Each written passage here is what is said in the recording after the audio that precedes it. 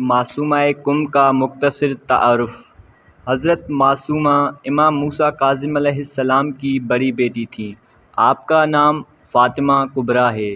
آپ کی ولادت پہلی ذی القعدہ 173 ہجری کو مدینہ منورہ میں ہوئی۔ جب آپ کے والد بزرگوار کی بغداد میں شہادت واقع ہوئی تو اس وقت آپ کی عمر 10 برس تھی۔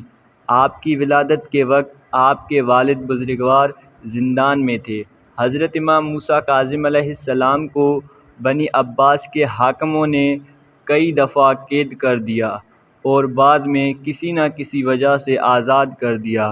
آپ کو بابا کی شفقت بہت کم نصیب ہوئی۔ آپ نے امام رضا کے زیر سایہ تربیت پائی۔ جب 200 ہجری میں مامون ملعون نے امام رضا کو مدینے سے خراسان بلایا اور امام خراسان چلے آئے تو حضرت معصومہ علیہ السلام 1 سال بعد اپنے بھائی سے ملنے کی غرض سے مدینے سے خراسان کی طرف چلیں۔ کہتے ہیں کہ آپ کے ہمراہ 5 بھائی اور بھتیجے اور کچھ کنیزیں بھی تھیں۔ جب یہ قافلہ شہر صادہ پہنچا جو قم سے 23 کلومیٹر دور ہے تو وہاں کے لوگوں کو پتہ چلا کہ یہ لوگ سادات مدینہ ہیں۔ اہل صادہ دشمنان اہل بیت تھے، لہٰذا ان لوگوں نے جنگ کرنا شروع کر دی۔